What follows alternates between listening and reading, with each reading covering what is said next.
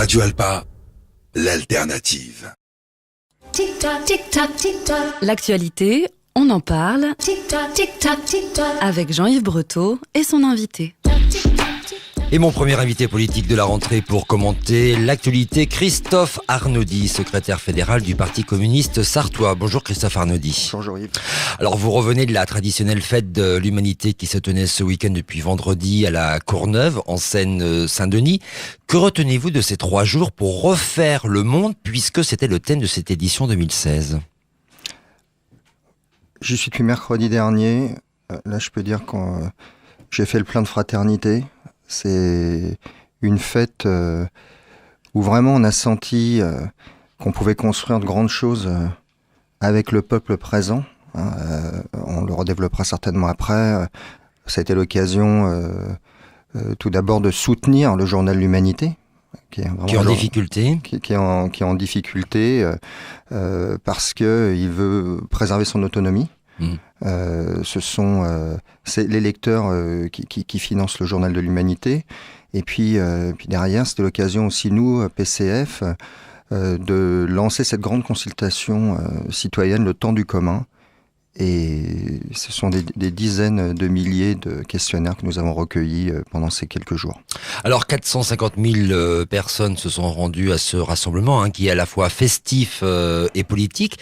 D'après vous, l'influence vient de l'attrait de sa programmation culturelle ou pour porter un projet de société ? Les deux. Moi j'ai reçu, il y a des jeunes qui sont venus me rendre visite. Certains sont venus entre amis, avec mes enfants. Ils sont venus pour voir un spectacle, mais voir aussi un spectacle réel et naturel, qui est le spectacle humain dans la rue. Et ils sont revenus les 3 jours d'affilée pour profiter des débats, mais aussi de la convivialité, de la discussion avec d'autres jeunes, mais aussi avec des gens plus expérimentés et qui n'ont pas moins besoin de discuter avec les jeunes. Alors il y avait une petite nouveauté, je crois, il y avait plus ou moins un espace pour naturistes, de ce qu'on a pu voir dans la presse. Oui, ça surprend un peu, ouais, c'est vrai. Ouais. Pourquoi pourquoi ça surprend ? Oui, pourquoi un espace naturiste surtout ? Parce que c'est une association qui défend justement cette liberté au travers du naturisme. C'est une première, ça a fait son impression. Vous êtes allé au stand ? Je suis passé devant parce que j'ai fait le 10 km dimanche matin et c'est vrai que ça m'a un petit peu surpris de l'accueil au départ, mais après c'est sympa. Voilà, alors l'idée de la fête de l'humanité, c'est aussi de prendre la température par rapport à ceux effectivement qui viennent pas que pour faire la fête, mais aussi pour partager, échanger sur des opinions politiques. Qu'est-ce qui ressort de la préoccupation majeure de ceux qui viennent à la fête de l'humanité aujourd'hui ? La crise de la politique, qui revient beaucoup. Plus que le chômage, plus que... Non, évidemment que c'est d'abord... pouvoir être indépendant, pouvoir s'émanciper, qui revient surtout de la part des jeunes qui ont vraiment des difficultés pour certains. Mais c'est cette sorte de dégoût un peu du système politique actuel qui ressort, mais qui s'exprime. Moi j'ai pris le temps de lire quelques questionnaires, il y a une expression qui n'est pas du tout emportée, et il y a une attente d'une évolution dans le bon sens. Justement, cette édition avait pour toile de fond politique la présidentielle de 2017. Dans son discours devant des responsables politiques de gauche, le secrétaire national du Parti communiste, Pierre Laurent, a dit que l'heure est à la révolution politique. À quelle révolution politique fait-il allusion ? La révolution politique, c'est reconstruire la politique tous ensemble. C'est-à-dire effacer ce malaise, cette crise de la politique, en prenant enfin le temps avec les gens, avec les citoyens, avec la population, de construire le projet politique dont ils veulent. Parce que les gens en ont marre qu'on leur impose un projet politique avec des promesses, d'autant plus qui ne sont pas tenues. Ils veulent construire leur projet, et puis il faut les écouter. Est-ce que, en même temps, au regard de ce qui se traduit dans les médias, au regard de l'écoute attentive sur la manière dont s'expriment aujourd'hui les politiques, au regard des appétits qu'on voit poindre notamment avec les présidentielles, est-ce que cette façon justement de faire de la politique, c'est pas ça qui lasse aujourd'hui? C'est-à-dire qu'il y a de tels égos démesurés qu'on a peut-être oublié l'essentiel, c'est que celui qui est élu représente les citoyens de la nation. On est d'accord. Mais celui qui est élu représente effectivement les citoyens de la nation, mais il doit être porté par les citoyens de la nation et pas descendre pour effectivement des objectifs plus personnels pour certains. Bon, Est-ce que de fait, ce qu'on reproche aussi peut-être à certains politiques, c'est que voilà, ils sont sur un perchoir et que finalement, ils oublient peut-être la réalité du quotidien de tous les jeux, de tous les gens qui sont en bas. Bon, je pense qu'il y a très peu de politiques qui travaillent. Ça, c'est un vrai souci. Qui ont un emploi. Après, ce sont des carriéristes en politique. Ça devient un métier, oui. C'est un métier pour certains certains n'ont jamais été salariés. Je veux dire, dans une entreprise, dans une usine, dans une administration. Ils font carrière dans la politique, mais c'est pas un reproche. Ils font des études, etc. Mais il y a une déconnexion à la fois aujourd'hui des politiques.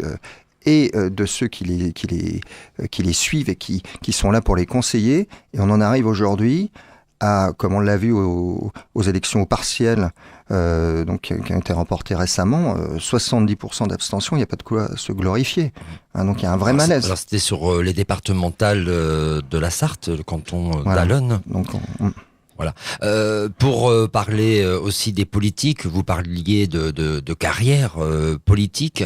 Le président de la République envisage plus ou moins de réduire le mandat des politiques. Est-ce que ça peut être une bonne chose pour qu'à un moment, un politique puisse se dire, voilà, c'est terminé, je vais au travail? Même si être politique, c'est un travail aujourd'hui. Je pense qu'il faut aussi aménager... il faut aménager les temps de travail politique pour que ça puisse se concilier avec une activité professionnelle ou associative. C'est là-dessus aussi vous travaillez. Réduire les mandats, certes. Éliminer les cumuls des mandats, oui, c'est bien. Mais il faut vraiment y croire à ce qu'on annonce. Vous, Christophe Arnaudy, vous êtes secrétaire fédéral du Parti communiste sartois, mais vous travaillez tous les jours? Bah oui, là, vous voyez, là, je sors du travail. Je suis arrivé juste à l'heure. Parmi ces responsables politiques de gauche qui étaient présents à la fête de l'Humanité, il y avait des candidats, bien sûr, à la présidentielle. Il y avait Jean-Luc Mélenchon, Benoît Hamon, Arnaud Montebourg et puis Cécile Duflot. Il y a une question quand même qu'on se pose, vous me voyez peut-être venir, c'est est-ce que le Parti communiste présentera un candidat ou une candidate à l'Élysée parmi ses militants? Puisqu'on n'en sait rien pour l'instant. Mais aujourd'hui, le temps n'est pas là pour le Parti communiste français. Ce qu'on souhaite, c'est rassembler. Il n'est pas encore trop tard. On l'a vu, il y a des choses qui ont bougé dans le cadre de la fête de l'UMA. Il y a une volonté, une volonté de rassemblement individuelle pour les têtes que vous avez évoquées. Par contre, il y a une vraie volonté au travers et cette fête de l'UMA a été un vrai laboratoire là-dessus, de vouloir de rassembler, aller chercher et construire un programme avec le peuple, pour le peuple. Ensuite, derrière, la désignation du candidat, elle doit se faire sur un programme. Et sur les bases communes qui rassemblent. Alors, on en parlera bien sûr dans quelques instants, puisque se pose la question de l'unité de la gauche pour gagner et rester en tout cas au moins au second tour des présidentielles. Le Parti communiste a engagé depuis un certain nombre de temps maintenant, mais ça s'est confirmé avec la fête de l'Humanité, une large consultation auprès des citoyens. Est-ce qu'on sait déjà ce qui ressort ? Puisque l'objet de ces consultations, si je vous entends bien, c'est de construire un programme. Beaucoup de questionnaires ont été collectés. Avant la fête de l'UMA, on était à 22 000 questionnaires. Pendant la fête de l'UMA, je crois on est à 60 000, je crois, quelque chose comme ça. Ils vont être exploités. La restitution sera début octobre, 8 et 9 octobre. Moi, ce que je peux, en ayant analysé peut-être une centaine de questionnaires, c'est la volonté de plus aller dans l'excès, d'avoir un emploi, de pouvoir se soigner, de pouvoir s'émanciper, de pouvoir continuer à bénéficier de services publics, et puis d'arrêter ce désastre, on en parlait à l'instant, lié au système politique auquel on ne croit plus. Mais les gens croient encore à des choses, mais plus à ça. Ils croient en quoi alors ? Ils croient en eux-mêmes. Ce qui est déjà pas mal. Et c'est une force quand on arrive à rassembler ça. Alors, c'est pas terrible finalement de croire en soi et de n'avoir personne qui puisse représenter cette foi, entre guillemets, en soi. Je pense qu'il faut être encore patient. Là. Effectivement, il y a des candidatures qui se prononcent, mais il y a aussi un gros travail de rassemblement. Et ce gros travail de rassemblement, le PCF, le Front de gauche, y contribue largement. On est vraiment dans le rassemblement, on n'est pas dans la nomination d'une personne. Notre objectif, c'est pas de peut-être arriver, c'est d'être au deuxième tour. C'est là-dessus qu'il faut travailler. On ne doit pas laisser la place à la droite et à l'extrême droite. Voilà, vous avez parlé du rassemblement du Front de gauche, c'est la raison pour laquelle Jean-Luc Mélenchon il va tout seul sans avoir consulté Pierre Laurent ? Ouais, il y a eu un débat pendant la fête de l'UMA. J'ai trouvé que les positions ont évolué de façon globale. Il y a eu beaucoup de personnes se sont déplacées. Il y a eu des échanges concrets. Moi, je pense que c'est une question de temps et on a encore du temps pour réaliser cet objectif d'avoir un candidat. Pas uniquement de se dire on a un candidat, il a fait 12%, donc c'est... non, il faut être au second tour. Il faut vraiment représenter la véritable alternative à gauche. On parlait de cette consultation citoyenne. Pour celles et ceux qui nous écoutent, comment on fait pour participer à cette consultation citoyenne ? Elle est sur Internet ? Oui, oui. C'est le temps du commun, la grande consultation citoyenne sur Internet. Et sinon, à la Fédération de la Sarthe, il y en a de disponibles. Sur Internet, elle se remplit bien. Il faut compter à peu près un quart d'heure. C'est assez long. Il y a quel type de questions, par exemple ? Quel type de questions ? C'est justement, doit-on des choses sur le système politique aujourd'hui ? Doit-on maintenir des institutions comme le Sénat ? Quelles sont vos priorités à vous, avec des ordres à mettre en fonction d'items qui sont proposés ? C'est un questionnaire proche de la réalité quotidienne. Pierre Laurent, votre secrétaire national, a aussi parlé d'une majorité sociale qui existe dans le pays et qui a du mal à trouver justement sa traduction au niveau politique. Christophe Arnaudy, y a-t-il parmi les candidats ou déclarés à gauche une personnalité qui aujourd'hui incarne un projet de cette majorité sociale ? Ou est-ce qu'il faut encore le chercher ? Comme je le disais, la construction aujourd'hui... Elle est avec le peuple. Pour moi... Mais est-ce qu'il y a un candidat qui représente justement cette aspiration qui serait celle du peuple ? Pour moi, le candidat, c'est secondaire. C'est quand même celui qu'on va élire à la présidence de la République. C'est celui qu'on va élire, mais c'est lui qui porte le projet. Mais est-ce qu'il existe... Il porte pas son projet à lui, il porte le projet des gens. D'accord, mais est-ce qu'il existe ce candidat qui porte le projet des gens ? J'espère qu'il va émerger. Donc pour l'instant, il n'existe pas. Il existe certainement, mais peut-être qu'il n'est pas déclaré. Peut-être qu'il est déclaré.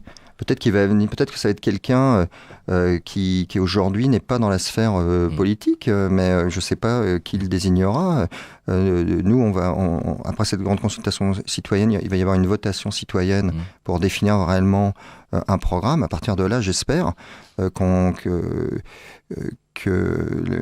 le peuple de gauche aura retrouvé raison et ce serait vraiment une erreur dans la vie qu'on mène aujourd'hui de laisser la porte grande ouverte à la droite et à l'extrême droite. Jean-Luc Mélenchon n'est donc pas le candidat naturel le plus proche de l'idéal des communistes, en phase avec le projet que Pierre Laurent appelle la majorité sociale. Non, Jean-Luc Mélenchon, il y a des valeurs qu'on partage ensemble. On a quand même construit le Front de gauche collégialement avec d'autres composantes comme Ensemble et des citoyens et des associations. Jean-Luc Mélenchon, on a des points communs. Alors, que ça, Arnaud, il y a un truc qu'on peut pas piger, c'est que bon, on a bien entendu le discours de Pierre Laurent. Voilà, on sait les intentions qui sont derrière par rapport à l'idéal communiste qui représente ce qu'attend le peuple d'un président de la République. Mais alors, pourquoi lui n'y va pas, puisqu'il est supposé incarner finalement cet idéal qui représenterait ce qu'il appelle la majorité sociale?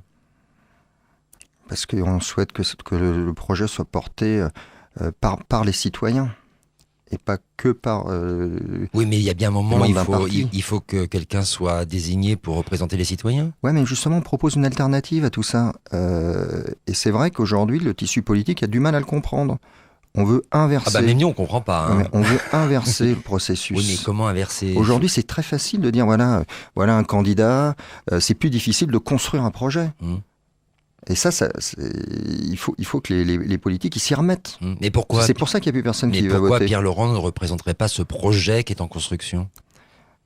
Ça a pas l'air de... Parce qu'il y a eu Marie-Georges Buffet antérieurement des présidentielles. Oui, mais il y a eu des candidats communistes. Là, aujourd'hui, on est dans un processus de rassemblement qu'on appelle le temps du commun. Et ça irait à l'envers de ce processus que de dire il y aura un candidat communiste derrière. Moi, je souhaite qu'il y ait un candidat, une candidate qui représente l'unité qu'on va avoir réussi à construire. Alors, on le saura quand? Le candidat choisi par les communistes? En novembre? En novembre, on saura si on a réussi à construire cette dynamique qui va permettre à un vrai candidat de gauche de remporter ces élections présidentielles. Donc, juste avant la primaire socialiste, ou plus large? Oui, peut-être, je sais. C'est en décembre, non? Oui, je crois que c'est en décembre. Ouais, mais ça doit être ça. Ouais. Tic-tac, tic-tac, tic-tac. Bon, on va rester avec la fête de l'humanité puisque Pierre Laurent a justement appelé, on a bien entendu dans votre propos, à l'unité de la gauche hostile au gouvernement, pas n'importe quelle gauche. Il a souligné qu'il fallait davantage parler de ce qui peut rassembler que de ce qui divise les candidats à gauche de la gauche. Est-ce qu'il est possible et encore temps de réunir toutes les conditions de cette union, sachant que chacun y va de son côté? En tout cas, c'est de l'impression qu'il nous donne. Avant d'être rassemblés, on va tous de son côté. Là, je pense qu'on a encore le temps de le faire, mais j'y crois vraiment. On peut y arriver. Par ailleurs, ce week-end, l'aile gauche du PS organisait son université d'été à La Rochelle et face aux inquiétudes justement de l'absence d'un candidat de la gauche au second tour de la présidentielle, il est là aussi ressorti l'idée d'une grande primaire de la gauche républicaine, plus large bien sûr que celle du Parti socialiste. Alors Jean-Christophe Cambadélis, le premier secrétaire national du PS, a répondu ce lundi matin aux frondeurs socialistes, puisque c'est eux qui portaient cette idée, que c'était un peu tard. Est-ce que cette idée de rassembler toute la gauche du PS aux écologistes, en passant bien sûr par le front de gauche, n'est pas devenue finalement un vœu pieux, tellement la gauche est divisée depuis la loi travail, le débat sur la déchéance de nationalité ou encore le 49.3 utilisé pour la loi Macron? C'est un vœu pieux pour Cambadélis, pas pour ceux qui... Alors là, ce sont les frondeurs qui le demandent, parce que lui, il la demande à l'origine, et puis de fait, les frondeurs reviennent en arrière. C'est aussi... je pense qu'il a travaillé à ça, à perdre du temps, justement, dans le rassemblement d'une alternative à gauche. Il a travaillé à ce qu'on manque de temps. Mais vous êtes d'accord avec cette idée qu'il pourrait, si c'est possible, tout le monde en doute, mais qu'il puisse y avoir véritablement une primaire de toutes les gauches pour désigner un seul candidat pour la présidentielle? Mais, dans toutes les gauches, vous mettez François Hollande? Bien, il me semble qu'il est de gauche, d'après ce que le Parti socialiste, oui. Je crois qu'il y a pratiquement presque 70% des Français qui veulent plus de lui en tant que candidat, c'est ça? Mais il peut être candidat à la primaire et ne pas gagner les primaires. Il a menti aux Français. Il y a beaucoup de Français aujourd'hui qui votent plus. À cause des promesses non tenues et de certains mensonges notamment, bien connus, puisqu'on peut les regarder en boucle. C'est devenu un bêtisier pratiquement. Mais Christophe Andrely, je reviens sur ma question. Est-ce qu'il faudrait qu'il y ait cette primaire de toutes les gauches, de tous les candidats à gauche, pour qu'il n'y ait plus qu'un seul candidat pour la présidentielle dès le premier tour? Il faut se rassembler sur un projet commun alternatif à gauche. Donc de fait, ce ne sera pas possible. Je pense qu'il y a des personnes qui aujourd'hui j'identifie pas du tout à gauche, c'est compliqué de faire une primaire à gauche avec des gens qui ne le sont pas.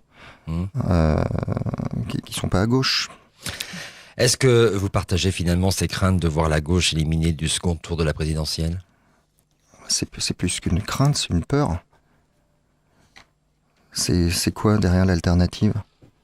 Quand on voit le désastre des candidats aux primaires à droite, qui n'ont rien de constructif, qui passent leur temps à se critiquer les uns les autres, l'alternative derrière, ça va être quoi ?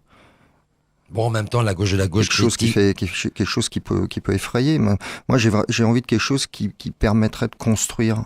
Et c'est là qu'effectivement, on peut reprendre l'idée de la révolution politique. On peut faire une révolution politique de fond avec le peuple dans la construction positive, dans un esprit de rassemblement et de paix. Et c'est ça que nous défendons. Bon, en même temps, la gauche de la gauche critique l'aile droite de la gauche. Oui, mais il faudrait passer au-delà des critiques et aller dans la construction d'un vrai programme et pas se dire, bon, de toute façon, on gagnera par défaut. On va se battre pour être candidat de façon complètement individualiste et sans penser à ses propres électeurs, y compris dans son camp. Est-ce que c'est pas un peu suicidaire quand même au nom de la gauche, hein ? Bon, on est d'accord ou pas avec les choix effectivement de François Hollande et de ses deux gouvernements successifs, mais est-ce que c'est pas un suicide déjà organisé que de ne pas organiser toutes les conditions pour être au second tour ? Et qu'est-ce qu'on fait ? Nous, on essaie d'organiser tout pour être au second tour, mais sur un programme commun, un programme de réflexion commune, alternative de gauche, qui englobe des éléments de progrès. Pas rejouer le même sketch à chaque présidentielle. Et derrière, on va dire, j'ai été élu, donc maintenant il faut que j'ai ma majorité à l'Assemblée nationale. Il faut inverser un peu tout ça quand même. Finalement, ce qu'on peut peut-être tirer comme conclusion, on a entendu Jean-Christophe Cambadélis ce matin qui envoie comme une fin de non-recevoir la proposition des frondeurs d'élargir cette primaire de gauche à toutes les gauches. Finalement, comment on peut faire confiance à la gauche alors qu'elle n'est pas capable de s'entendre pour justement être à nouveau au second tour des présidentielles ? Moi, je pense qu'il faut faire confiance aux hommes. La gauche, c'est pas des individus, c'est des idées profondes. On a tendance à l'oublier. Il y a le Conseil national de la résistance a construit des choses, la sécurité sociale, les services publics. C'est un programme de gauche, même s'il était co-construit à une période où c'était compliqué. Aujourd'hui, on ne peut pas dire qu'on vit une période facile, différente. Mais on doit se rassembler de nouveau dans nos différences. Et pas là, aujourd'hui, quand on écoute certains politiques, on prêche quand même, c'est pas vraiment dans le rassemblement qu'on est. L'ancienne ministre de la Justice, Christiane Taubira, s'est rendue dimanche à la Fête de l'Humanité. C'était un petit peu la surprise, puisqu'elle a fait une visite inattendue pour saluer Pierre Laurent. Est-ce que, d'après vous, Christophe Arnoldi, elle peut jouer un rôle influent et susciter une candidature unique à gauche, telle qu'elle le prône en tout cas, pour ne pas voir la gauche disparaître du pouvoir pendant un certain temps, mais aussi éviter un nouveau second tour entre le Front National et les Républicains, comme en 2002 ? C'est une personne fort respectable. Elle a réussi à faire passer une loi incroyable. Je pense qu'elle a un potentiel énorme pour nous aider dans la construction de ce rassemblement. Alors on en parle un petit peu moins, mais on aura l'occasion d'y revenir sur Radio Alpa, parce que derrière la présidentielle se tiendront les élections législatives des 11 et 18 juin pour élire les députés. Est-ce que le Parti communiste sarthois se prépare déjà à ces élections pour présenter ses candidats ? Aujourd'hui, à moins que vous ayez un candidat présenté à la présidentielle, mais je pense que vous aurez plus de candidats présentés aux législatives. Non, évidemment que les législatives, c'est très important, parce que c'est la voix du peuple.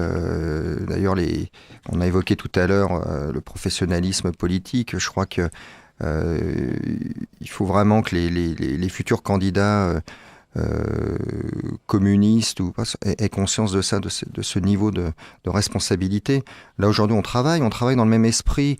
Il s'est créé on a évoqué tout à l'heure les partiels sur le Mans 7, il s'est créé une vraie dynamique à ce moment-là. Donc le potentiel est là et on l'entretient. Entre Gilles Leproux, communiste, et Hélène de Bost, écologiste? Oui, entre les Europe Écologie Les Verts, le PCF, le Front de Gauche, Nouvelle Donne, Nuit debout, les citoyens, tous ceux qui nous ont appuyés pour qu'on remporte ces deux sièges au conseil départemental. Bon, Christophe Arnaudy, vous êtes quand même le secrétaire fédéral du Parti socialiste communiste sartois. Faut pas qu'on confondre. Vous avez quand même une petite idée des candidats que vous allez envoyer aux législatives? Moi, aujourd'hui, je suis... Dans la section sartoise? Moi, aujourd'hui, je travaille sur le temps du commun, la consultation citoyenne. Et je Donc vous n'êtes pas prêt pour les candidats? Je continue à travailler avec les partenaires que j'ai évoqués. Et je n'ai pas de candidat à donner là ce soir de façon explicite. Vous-même, par exemple, pourriez être candidat? Oui, moi-même, je pourrais être candidat, effectivement. Mais vous ne le savez pas encore? Je pourrais être candidat puisque j'habite sur le canton Le Mans 7, donc je pourrais être aussi candidat là-dessus. Mais je vais pas renier ce que j'ai dit depuis le début. Le candidat, il arrive sur un projet, et le projet, c'est le rassemblement, c'est la reconstruction collective. C'est pas une ambition personnelle. Je travaille, j'essaie d'être utile, mais si je suis utile, effectivement, mais on verra. Tic-tac, tic-tac, tic-tac. L'accueil de réfugiés dans des villes et les conditions de vie de migrants à Calais ne sont pas toujours du même ressort que les migrants qui sont convenablement accueillis au Mans. Lundi dernier, une journée d'action à l'initiative du collectif d'entreprises et commerces du Calaisis, de la Fédération nationale des transports routiers, de la CGT, des agriculteurs et des représentants de syndicats de police était organisée pour protester contre les effets économiques de la pression migratoire dans le Calaisis et contre les intrusions de migrants sur la rocade portuaire. Et puis un autre fait, dans la nuit de lundi à mardi, les locaux prévus pour l'accueil de 91 réfugiés à Forges-les-Bains en Essonne ont été ravagés par un incendie qui est supposé volontaire, alors que de son côté, la maire de Paris, Anne Hidalgo, annonçait de son côté donc la création d'un camp de réfugiés à Paris pour la mi-octobre, près de la porte de la Chapelle. Christophe Arnaudy, on a pu voir à travers la réaction des habitants sur à la fois la situation à Calais, mais aussi celle des 500 habitants hostiles à l'accueil de réfugiés dans leur commune de Forges-les-Bains, un climat de ras-le-bol d'un côté et un climat de haine de l'autre. Est-ce que ces climats hostiles à toute forme d'immigration, même humanitaire, risquent de peser sur les résultats de l'élection présidentielle et donc influencer le choix des électeurs? C'est un vrai problème, ces flux migratoires. La politique internationale joue un rôle essentiel. La plupart des gens qui aujourd'hui fuient leur pays, je pense qu'ils n'ont qu'une envie, c'est de retourner avec leur famille, revivre dans leur village, qui aujourd'hui sont détruits.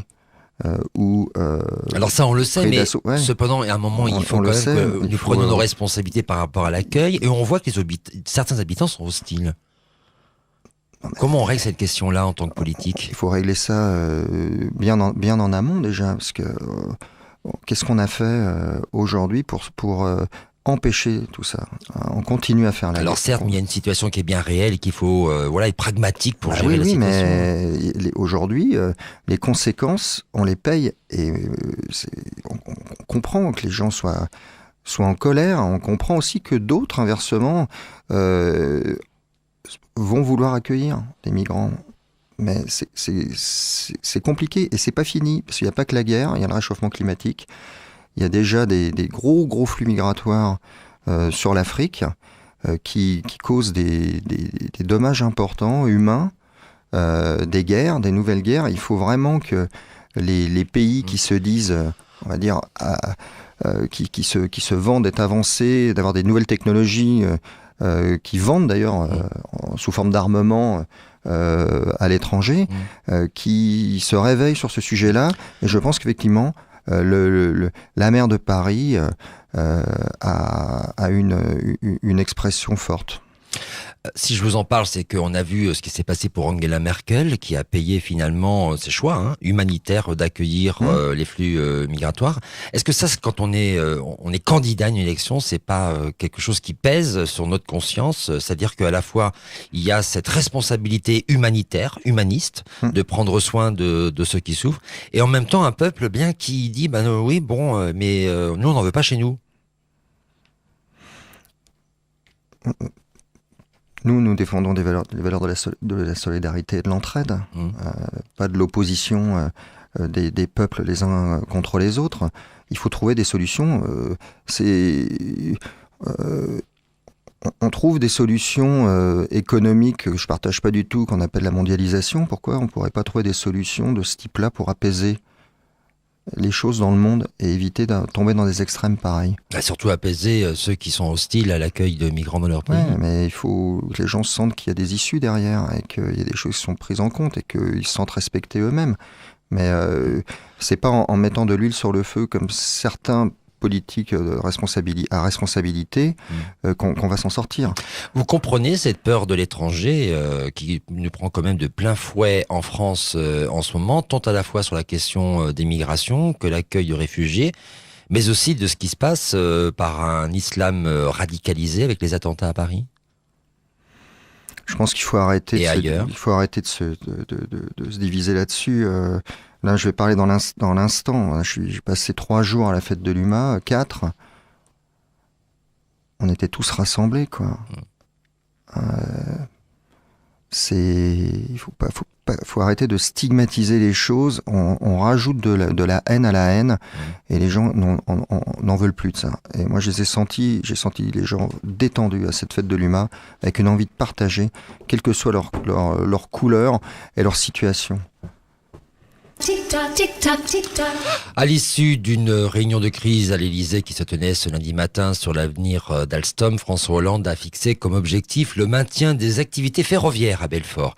Le constructeur ferroviaire qui aligne des méga contrats à l'étranger mais qui est confronté à une pénurie de commandes en France a annoncé effectivement mercredi dernier l'arrêt de la production de locomotives à Belfort pour transférer ce site à Reichshofen qui est en Alsace d'ici à 2018. Une décision qui menace plus de 400 emplois.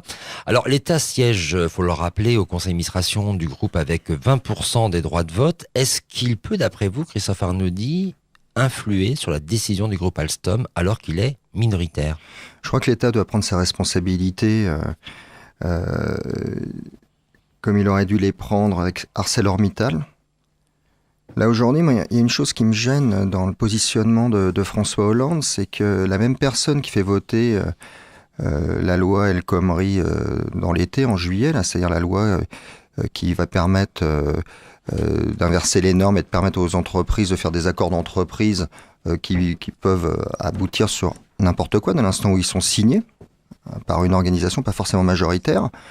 Donc derrière, se dire on perd 400 emplois, arrêtez tout, c'est pas cohérent avec la politique de préparation de ce terrain-là.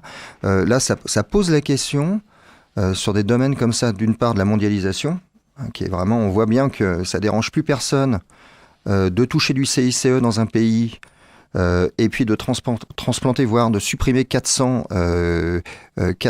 personnes dans un autre. On voit le problème avec Apple aussi en Irlande, au niveau un peu plus mondial. Là, il faut que l'État assume ses responsabilités et on peut se poser la question aujourd'hui d'une réflexion sur le fait que l'État doit avoir plus de pouvoir dans les entreprises stratégiques ou sur lesquelles s'appuient des services publics qu'aujourd'hui pour prendre les bonnes décisions. Alors c'est une question que j'allais justement vous poser en réflexion par rapport à une autre situation dramatique qu'a connue Arnaud de Montebourg à l'époque où il était ministre. Est-ce qu'il faut envisager quand l'emploi est en danger, la possibilité de nationaliser des entreprises qui sont importantes pour l'industrie française afin que l'État en garde le contrôle contre des mauvais choix? moi, ça me paraît vraiment être une piste de réflexion à approfondir. Ça a fonctionné pendant des années. Là, quand on voit aujourd'hui la déliquescence des services publics et la suppression de fleurons de l'industrie au profit de l'actionnariat, 40%, entre 20 et 40% de dividendes en plus, quand on entend des choses comme ça, il y a de quoi effectivement faire des bons.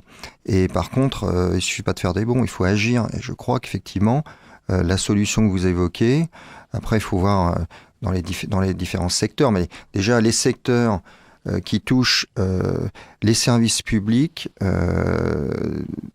l'État doit pouvoir garder un pouvoir de décision et de construction avancé sur justement le ferroviaire, c'est lié. Moi, ça me paraît vraiment, il faut vraiment remettre au débat et prendre les bonnes décisions. On l'a vu au moment du crash, les banques, l'État aurait pu prendre un pouvoir dessus. D'ailleurs, Pierre Laurent appelle à la privatisation Société Générale et puis BNP Paribas, je crois. Il l'a pas fait. Et aujourd'hui, on voit ce qui se passe pour les petits entrepreneurs qui ont du mal à diversifier leurs activités et à pouvoir maintenir une activité constante. Tic-tac, tic-tac, tic-tac. Les syndicats hostiles à la loi travail seront à nouveau dans la rue ce jeudi, malgré plusieurs mois de mobilisation, de manifestations et de grèves. Des jeunes, des salariés, des précaires, des chômeurs et des chômeuses, des nuits debout. Le gouvernement a fait adopter la loi travail, c'était bien sûr cet été vers la fin juillet, vers le 20, en recourant à un énième 49.3. Christophe Arnaudy, est-ce que cette mobilisation peut faire flancher le gouvernement alors que les jeux sont faits depuis le passage en force du 49.3 en juillet ? Il ne faut rien lâcher. Nous serons au diapason avec le mouvement social. Il faut travailler l'alternative sociale. Et tous les élus communistes et républicains, que ce soit à l'Assemblée nationale ou au Sénat, œuvreront avec le mouvement social pour construire une nouvelle loi travail. Tic-tac, tic-tac, tic-tac. Pour son dernier budget, le gouvernement a annoncé vendredi dernier une baisse d'impôt sur le revenu de 20%. Elle concernera 5 millions de foyers, qu'on dit les foyers de classe moyenne, pour une réduction en moyenne de leurs impôts de 200 €. La mesure devrait profiter aux revenus jusqu'à 1 700 € net pour un célibataire et 3 400 pour un couple, donc le double. Les seuils prendront également en compte la taille du foyer et grimperont par exemple à 4 800 € pour un couple avec 3 enfants. Et alors que le gouvernement a abandonné l'idée d'une baisse de la CSG en faveur des retraités modestes, il a aussi prévu une mesure dont ils seront les principaux bénéficiaires, puisqu'à partir de 2017, la réduction d'impôt accordée aux retraités pour l'emploi à domicile sera ainsi transformée en crédit d'impôt, comme c'est déjà d'ailleurs le cas pour les actifs. Cette mesure qui concerne les retraités ou les personnes handicapées non imposables devrait bénéficier dès 2017 à 1,3 million de ménages pour un coût d'environ 1 milliard d'euros. Enfin, le gouvernement a par ailleurs confirmé la poursuite de la baisse d'impôt pour les entreprises puisqu'il prévoit d'engager en 2017 la diminution du taux de l'impôt sur les sociétés qui est de 33% actuellement et qui passerait donc à 28% pour les PME jusqu'à 75 000 de bénéfices. Ce taux à 28% devrait être généralisé pour toutes les entreprises à partir de 2020. Alors, Christophe Arnaudy, le président Hollande, avait répété que cette baisse d'impôt ne pouvait être possible qu'en fonction d'une meilleure croissance économique. Et puisque cette hypothèse ne se vérifie qu'à peine, est-ce qu'il n'avait pas d'autre choix que de baisser les impôts des salaires moyens? C'est difficile. Moi, j'ai du mal à comprendre, moi. On nous dit qu'il y a plus d'argent. On s'appuie là-dessus pour liquider le service public, notamment avec la loi santé. Et puis là, d'un seul coup, on pourrait baisser les impôts. Alors, est-ce que c'est pour créer d'autres impôts indirects ? Évidemment que derrière... La relance, mais je ne parle pas de la relance déjà dans les foyers, parce qu'il y a énormément de familles qui s'en sortent plus. Donc l'augmentation des salaires et la création de nouveaux emplois, peut-être par la diminution du temps de travail hebdomadaire comme le défend la CGT avec les 32 heures, là, on peut avoir des solutions, marge de manœuvre, pas des espèces de vases communicants ou de le sablier à œufs, où d'un seul coup on nous dit qu'on va baisser les impôts, après on va nous dire qu'on va les augmenter. Évidemment que les entreprises, moi je côtoie des entrepreneurs qui ont des petites entreprises et qui rament. Il faut les aider à s'en sortir. Comme des artisans aussi rament. Et voilà, les artisans, c'est à eux que je faisais allusion.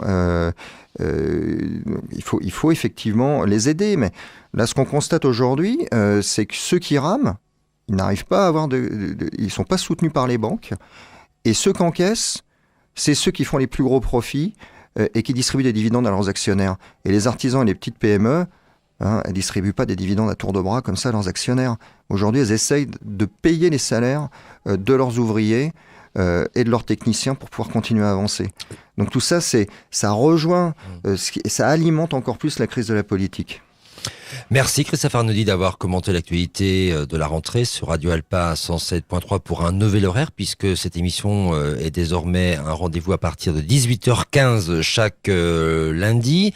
On rappelle que vous êtes le secrétaire fédéral du Parti communiste sartois, et on va se quitter avec votre choix musical avec un extrait de l'ouverture de l'opéra Guillaume Tell de Rossini, qui est interprété par l'orchestre Divertimento, qui est dirigé par Zaya Zouaoui. Pourquoi ce choix ? Alors Zaya Zouani, je l'ai découvert il y a très peu de temps, grâce à son partenariat avec la ville d'Allonnes. C'est quelqu'un qui est très sensible aux problématiques d'accès à la culture pour tous les publics. Moi, je suis très sensible à ça. On voit l'école de musique, des arts qui a été construite sur la ville d'Allonnes. C'est extraordinaire. Elle a un partenariat de 3 ans et je tenais vraiment à la fois à lui rendre hommage et tout simplement l'écouter ce soir. Merci à Thibaut Rocabois pour la réalisation technique de cette émission. On se retrouve la semaine prochaine, nouvel horaire 18h15.